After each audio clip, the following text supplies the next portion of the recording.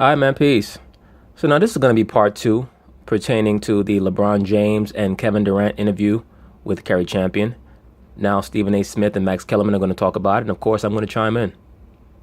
Sports Center right now, for the first time, thanks to the NBA All-Star Game's new format, LeBron James and Kevin Durant will be teammates. But before this weekend, back on January 14th, James and Durant spoke with our Sports Center anchor, Kerry Champion, about life, family, and the current political climate. And in the interview, both NBA stars were critical of the president. Kevin Durant went on to say, "It's all about leadership. I learned that playing basketball. I learned a lot of life skills from playing basketball.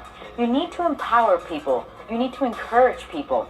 That's what builds a great team." And I still can't believe that Kevin Durant had the nerve to talk about leadership. I'm flabbergasted by that. It just shows you how much he lacks self-awareness. I feel like our team as a country is not run by a great coach. These guys are so caught up in their feelings. This is why they're not fit to be leaders. A great leader cannot get caught up in the feelings of others. When you're operating on a macrocosmic level, you cannot worry about the quibbles of ants. No disrespect. No disrespect.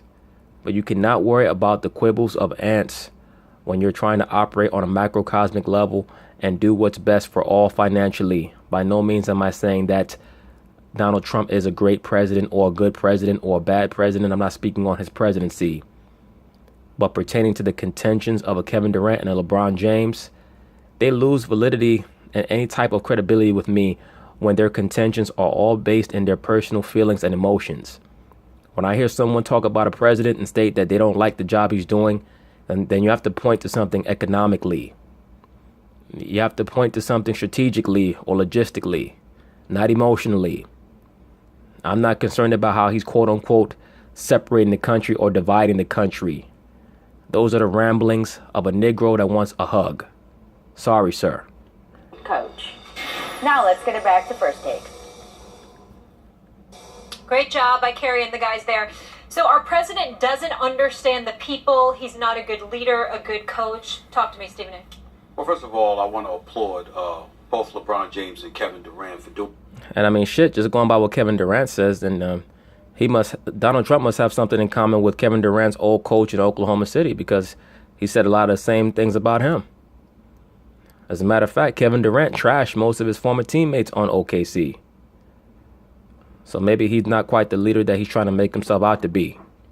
Doing that interview, and most important, and just as equally important, is giving it to Kerry Champion. It was nice to see LeBron James sitting there with her and talking to her. That was another shot at LeBron James. As I've told you guys before, the reason why Stephen A. Smith is coming down so hard on LeBron is because LeBron will not give him a sit-down interview. That's all it's about with Stephen A. Smith. You see, he stated it's nice that they sat down with Kerry Champion, especially LeBron James. Basically, he's trying to accuse LeBron of only wanting to do sit-down interviews with non-blacks. The black pundits in the media, they love to pull the color card whenever they're not getting the access that they feel like they deserve. Stephen A. Smith spends most of his time during the weekday slamming many of these young black athletes, and then he gets quizzical when they don't want to do sit-down interviews with him. He calls them all type of names and claiming that they're not competitive, that they lack heart, and then he's wondering why they don't want to speak to him. Sorry, sir, you're not a media member anymore. You're no longer a journalist. Now you're basically a commentator. It's a big difference. When you're a commentator, you cannot marvel. When you speak your mind, you speak what you feel like the truth is, or you speak your perspective, and you alienate people from you. That's a part of life. The truth separates people. It does not bring them together. And she did a great job. Let me be very, very clear. When you think about what LeBron James and Kevin Durant articulated, they could not have put it better. Well, they could not have put it better from their woke perspective. Yes. If you're a two-dimensional thinker and you're woke, then you love what LeBron James and Kevin Durant said. They sat in the car. They called Donald Trump a bum. They said that he's not a good coach for America, that he's not bringing people together. Normal, basic, low-level shit. No disrespect. I'm really not here to add to what they said, because I think where they said, what they said, where they left it at, is where, as a nation, we should pause. No, the nation is not going to pause at the words of LeBron James and Kevin Durant about Donald Trump. Nothing against them, but they're just two brothers with an opinion. They happen to be on television a lot because they're tall and they could jump high. They are not talking about politics. They are not talking about policies that are being in the process of being implemented or may have already been implemented on Capitol Hill. Well, that's your claim. I don't see that. I believe that they are talking about politics and policies because Trump's politics and policies are associated with his perceived lack of decorum. Whether it be his statement that he's going to put up a wall to stop illegals from coming into America, that's part of the anger, the vitriol from the liberals in regards to Trump separating people, quote unquote, or no, not living up to the ideals of America, allegedly. You know, since I've been a child, the president has talked about illegal immigration. Since I've been a child. That shows you that all the times that Reagan and Bush and Clinton and Bush Jr. and Obama were talking about the illegals, they were full of shit.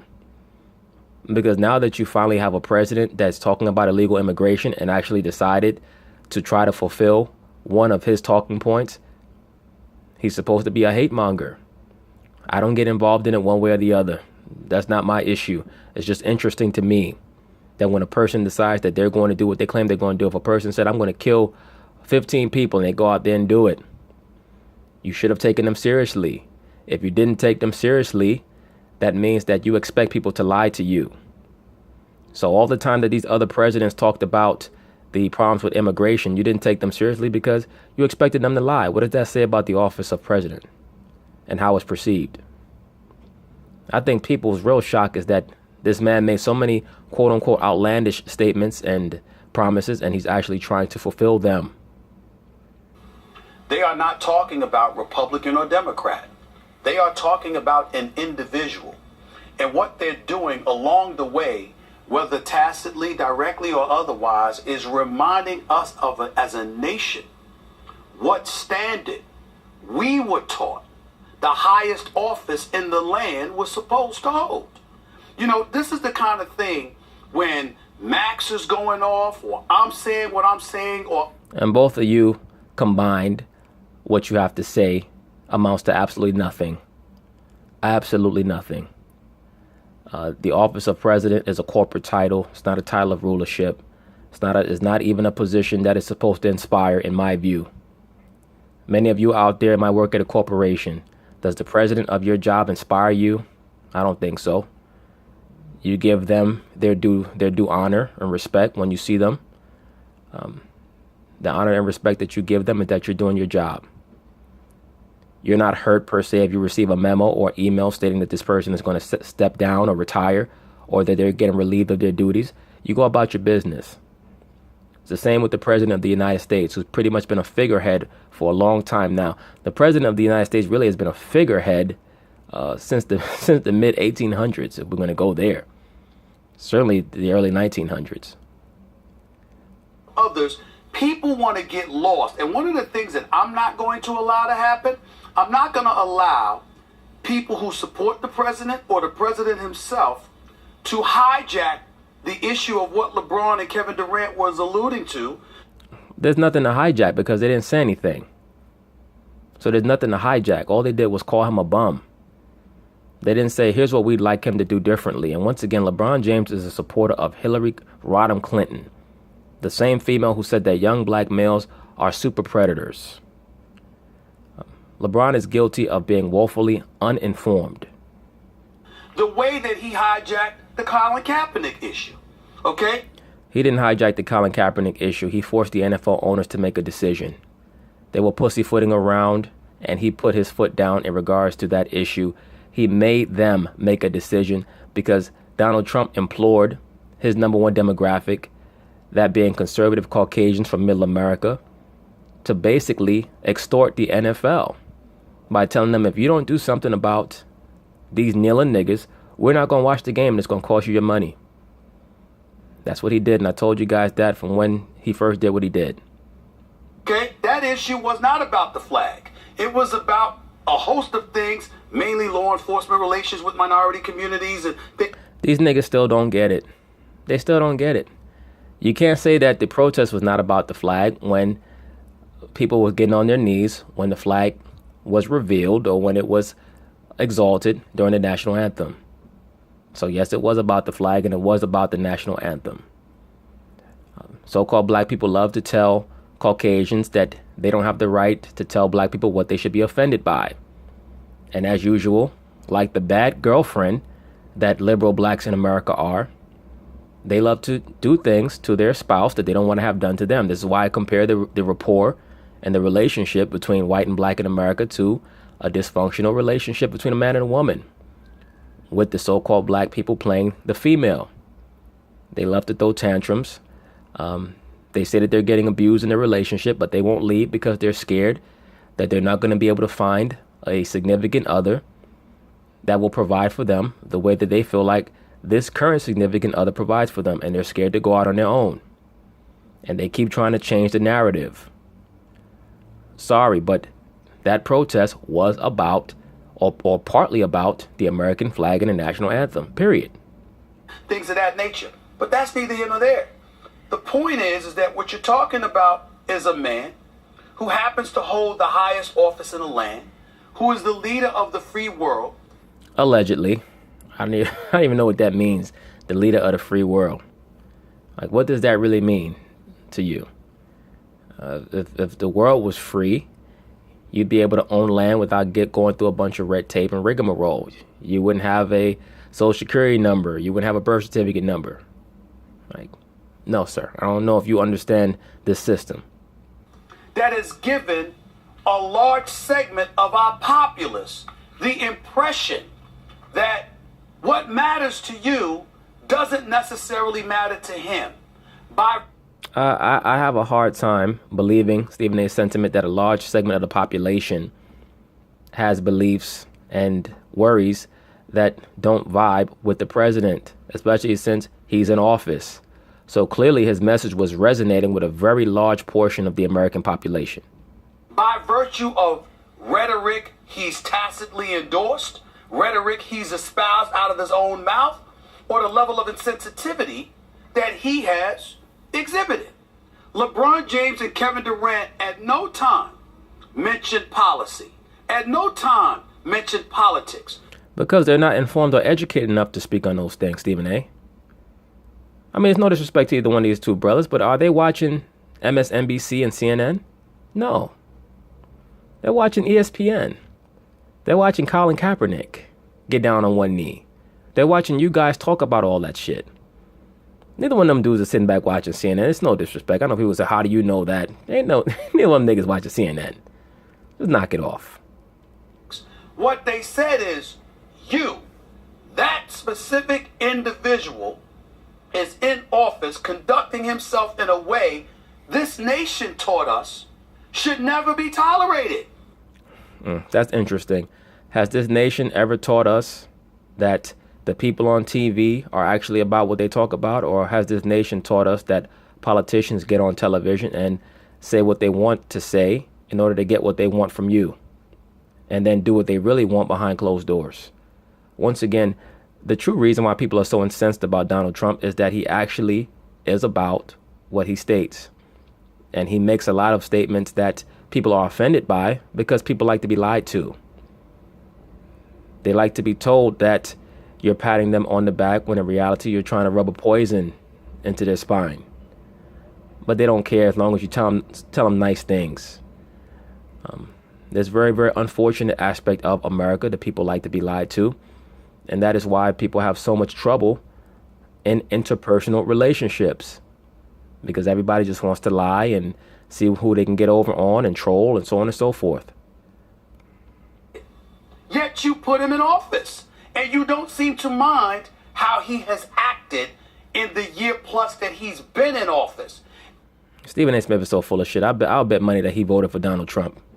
But you're going to look at a 20-year-old or a 25-year-old or a 28-year-old, or in LeBron's case, a 33-year-old, and you want to hold them accountable for every little thing they say and do and how they behave. But well, that happens because this is not our kingdom. We got to get our own, brother. We got to get our own. But once again, liberal blacks are more concerned with gaining credibility and validity and acceptance from the Caucasian than they are from each other. One of the things that I do agree with LeBron on in that interview is when he stated that so-called black people do not want to see other so-called black people excel. All right. And let me specify, there's a good amount. I think that so-called black people, they get a bad rap sometimes about not wanting to see each other succeed. A lot of it is based in the fact that the average so-called black person is extremely talented and very gifted. So unlike in other race groups where they see a certain member of theirs excel and they say, wow, that person can do something that I know I can't do. Amongst so-called black people, is pretty much the sentiment that they feel like they could do what this other person is doing because our people are extremely talented. But there is a sizable demographic of our people that don't know how to be happy for someone who's doing well, for someone who's happy, for someone who's excelling. So I do agree with that. But there's also a portion that know how to congratulate, but it's all based on what you're doing with your life. Are you trying to sharpen your tools? Are you trying to refine your gifts? Or are you more worried about what the next person is doing or not doing? But a 71-year-old man or older who happens to be our commander-in-chief, no accountability in that regard. It's problematic, and they highlighted it, and I applaud them for doing so. I believe that Trump has been held accountable numerous times. It's just that they have not found anything to stick on him yet. To be quite frank with you, a lot of the borderline harassment that the liberal media has done towards him has only made his name bigger. He's damn near become like the white version of Tupac. The more you come at him and he gets away with it, or you're unable to pin anything on him, the bigger he becomes. Because it's very obvious that the liberal media is attacking him because he will not conform. What LeBron and KD are talking about is corruption. And let me be very clear about what I mean by this. First, there is, like they say that right now the team doesn't have a coach. Yeah. What is that? Well, I mean, listen, this coach, if he were a college basketball coach, would be under NCAA investigation, the metaphor right now, because there's an ongoing investigation, for the biggest infraction in the history of college basketball, right? Oh, it's normal liberal hyperbole, a bunch of bullshit. These people are so incensed about Donald Trump being in the White House. Once again, that is what gives him much of his appeal. Donald Trump's potential criminality pales in comparison to the criminality of Ronald Reagan and George Bush and William Jefferson Clinton. Believe me, those guys were billion-dollar drug dealers. Billion-dollar drug dealers, those three guys. And in regards to Barack Obama, that dude was putting hits on people in Chicago, allegedly. Particularly the ones who know about his quote-unquote secret as a homosexual. All right, like this, what's going on now, collusion with a hostile foreign power, is incredibly important and scandalous and serious, and that's ongoing. But that's not the corruption they're referring to, guy. Yeah, collusion with a hostile foreign power. Okay. Yes, because there were certain factions of the Russian media that were espousing for Trump. But you know what's funny? There were certain factions of the French and the British media that were trying to promote Hillary Clinton. Had she won, would they have accused collusion with those countries? Two guys. The corruption they're referring to is a moral corruption, is a corrosion of the moral leadership that the President of the United States is supposed to show. Well, then you know what? They should have fired the leader of ESPN a long time ago after you guys tried to promote Michael Sam and Caitlyn Jenner as heroes, because that is a corruption of moral leadership and of morality. Now, there's something called a bully pulpit, and that's one of the most important components of the presidency of the United States, that they have what's called a bully pulpit.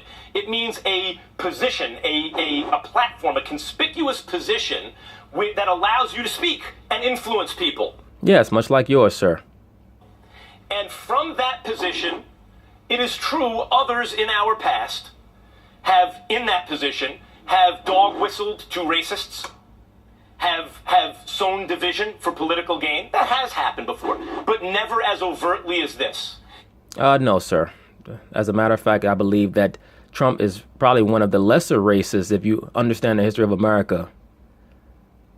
When you talk about certain presidents who've had the Ku Klux Klan come to the White House, you've had presidents like Ronald Reagan, who was closely affiliated with and associated with the Nazis, as was George Bush.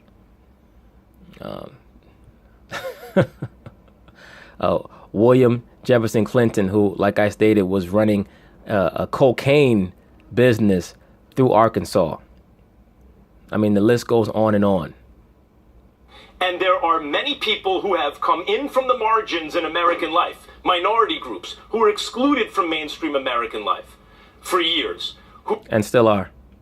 Who right now feel as though the advances that were made are under attack. Because there is... Yes, the liberal blacks feel that way because they thought that they were getting closer to that hug.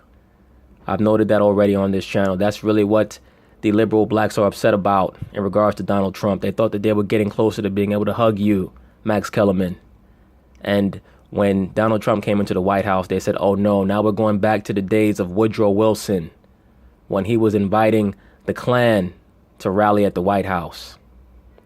That's what they're mad about. Is kind of blatant signaling to others, really the white mainstream, how else can you phrase it, that it's okay. That it's okay to, that there's a permissive kind of atmosphere that makes people feel unsafe. Others from minority groups feel unsafe. Good. That means that it's forcing Negroes to face the truth. Good. When somebody gives you permission to be who you are, all they're doing is doing you a favor. They're performing a favor for the so-called black community. If President Trump tells certain Caucasians, demographics of affluent Caucasians or even lesser Caucasians, I give you permission to be who you are, and they reveal themselves to be quote-unquote racist, they're doing you a favor because that would have came out anyway. It just would have came out down the line. I don't like to be in an environment of hypocrisy. I don't need anyone to lie to me. That's an insult to your intelligence when people lie to you. They're telling you that you're not strong enough or intelligent enough to deal with the truth. And I think they are expressing that feeling, that there's been a corrosion in terms of the moral authority of the bully pulpit, that it's being used at cross purposes. The other thing that we can't ignore. Well, first off, let me say this. Trump understands who his constituency is very well. He knows that there's a large portion of America who has felt disenfranchised the previous 8 years under Barack Obama. That there was a large portion of conservative Caucasians who felt like their wants, their desires were unheard, unmet. And that's what we spoke towards. And that's what we should speak towards. When Barack Obama was running for president, he spoke towards the so-called black man and black woman who felt disenfranchised. You're always going to speak to who you feel like is going to vibe with you and who is going to resonate, or who your message is going to resonate towards. That's natural. Look, I'm not an insecure person, so I don't worry about Donald Trump's message towards conservative whites. That's not for me. I don't care. They can have a nice day. So-called black people need to be concerned about being galvanized by each other, not by what the quote-unquote mainstream is going to say or what they think about them. And they didn't use the words, but I'll use it for them. There's a fear factor in all of this. Of course there is. All you liberal blacks are fearful that you're not going to get that hug. And the reason why there's a fear factor in all of this is because we're supposed to have standards. I'm not going to sit up there and excoriate the president of the United States to the degree that other people are doing it, because I'm just not going to use this platform to do it. But No, not only are you not going to use the platform to do it, but you also don't feel impassioned enough to excoriate him to the degree, because off camera, being the low-level economist that you are, you understand that he's done good things for America in regards to the flow of currency. You know that, Stephen A. Smith. By your own admission, economically you're conservative. And I'm sure that you voted for Donald Trump. I'm sure that you did not vote for Hillary Rodham Clinton. You can stay on TV and talk all the shit you want to talk. But it is important to recognize the fact that when you conduct yourself and you seem to be oblivious or disinterested in upholding and uplifting standards, Well, I'm not sure what standards he's not upholding or uplifting unless you're talking about the inclusion of homosexuals and transgenders. If you're talking about so-called illegal aliens, look, that's not my fight. I don't get involved with the DACA stuff, but let's be very clear, as Stephen A. would say. The real reason why Donald Trump is under such heavy fire in regards to the illegal immigration is because most of these corporations are powered by illegal immigrants and their labor. They provide a proverbial slave labor force. When you can bring a Mexican in or someone who has snuck over the border and pay them $4 or $5 an hour, $6 an hour, and they're doing twice the work of a Caucasian or a so-called black person that you would hire here in America. Twice the work, and they're working double the time. Do you know how that reflects in your in your bottom line? I mean, it's unbelievable the effect that having that type of labor force has. So, of course, the corporations are going to plant news stories that state that Donald Trump is a racist and he's terrible for not allowing illegals into the country. They should. It's fucking with their money. Yet you get over 62 million votes. It's not just about that individual who's in office. It's about the millions upon millions of people who support not just putting him in office, but seem to turn a blind eye and a deaf ear to the behavioral aspect of things. Because most of it is petty. Like this new shit about him sleeping with a porn star. Who gives a shit? Yes, he slept with a porn star. A lot of these females in America are porn stars. They just do it off camera. Who gives a shit?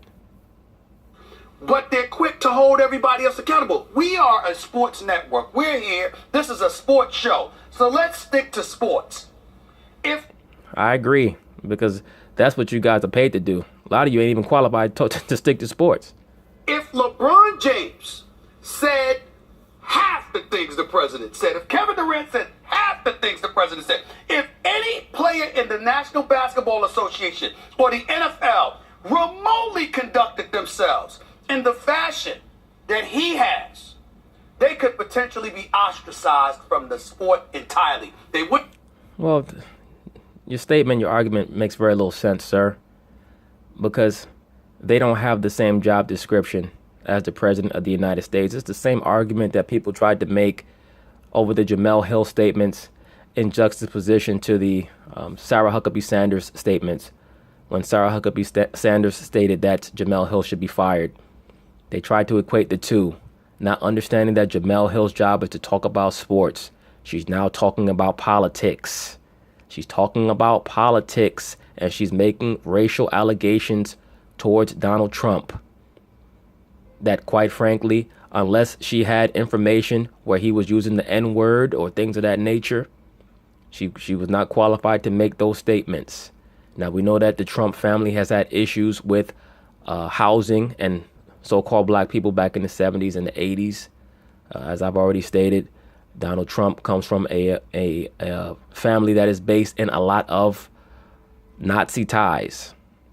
All presidents have Nazi ties, believe it or not, going all the way back to the 40s. They all have Nazi ties, even Obama. There is a Nazi shadow government that has been operating in America since Operation Paperclip. Okay? A lot of people might not like it. But, I mean, if we're going to open up people's file, let's open up everybody's file. They wouldn't have brands. They wouldn't get endorsement deals. There's a lot of things that they would be ostracized from. I want to pick up on that. Yet still, when it comes to him, obviously as the president, who happens to be a billionaire, there are certain things you can get away with. Obviously. Thank you, Stephen A. So then you never should have brought up that scenario, brother. But you never expected him to get away with it to the point where people are sitting idly by and saying, we don't have a problem. I want to pick up on that because we have discussed in the past how if someone who worked for this company said some of the things he said, that would be a real problem. So why should others be held to a standard that the president of the United States can sink below? That's actually part of his appeal, I think. Absolutely. Thank you, sir. Because many of his supporters, it seems to me, like the fact that he will fly in the face of political correctness. And by the way, I'm sympathetic to that idea. Everyone has to regulate their speech so carefully and be so careful of everyone else's feelings. Yeah, the PC culture. Oh, please. You guys thrive off of the PC culture. What PC culture is perpetuated and stimulated by super liberals And the only time that they come against quote unquote PC language is when they want to come against an issue that is held up by political correctness. But in every other situation, they want to maintain political correctness. That is where the liberals lose a lot of steam and they come up as hypocrites. When it comes to the so-called conservatives, they have their own standards of political correctness. It's just on the other end of the spectrum. So everyone operates according to a certain standard of what they call quote unquote political correctness, which is just a filter. The issue is that the media has created a universal filter for everyone in America that has trickled down into the corporate structure. And now people cannot express themselves properly because they have invaded the job market and the corporate structure with demographics of people who are in environments where they do not belong. You have women working around men in male positions, male-oriented positions. You have homosexuals working around heterosexuals. So now everyone is on edge. But it's hilarious when super liberals like Max Kellerman and Molly Qerim have the nerve to bring up political correctness when their whole careers are based on maintaining political correctness. And there's a backlash against that, and insofar as he represents that, I understand the appeal to some. But I think what LeBron and KD are, when you dig deeper, are saying here is you can be politically incorrect and still not cross the line. No, sir, because everybody has a different line. So that's not possible. You either don't concern yourself with political correctness or you do. Where the insensitivity toward others, like some of the PC culture, there is some use to it, where people who have been marginalized, whose feelings have never been taken into account, are now taken into account. And someone who is willing to trample that, or to give the appearance, at least to many, that they're trampling that. You just made my point. You said the appearance to many. That means that he offends you personally. That's what I mean when I say everybody has a different line. So you cannot worry about political correctness. Either you do or you don't. Now, there is such a thing as what they call quote unquote decency, where you hold another person's feelings in regard. You try to put yourself in their place, what they call empathy. Now, that's a different issue. That's a different statement. But the line of political correctness is going to be determined by what you feel like is proper, what they call propriety. KD and LeBron are responding to that. It's not okay. I'll end it by saying this. There are going to be supporters out there of the President of the United States that are looking at us right now and it's like, we don't know what the hell you're talking about, because guess what? What facts do you have? Well, we already know you guys have no facts. That goes without saying. Those are folks that are thinking about things like policy and what have you, and we're not getting into that. We're not getting into the particulars of the actual job he's doing. What we have consistently talked about, at least what I have consistently talked about, is the behavior, and the behavior and the residual impact of that behavior on our society as it pertains to various communities, that are outside the white community. Well, look, we're going to end it there because they pretty much said what they had to say. Peace.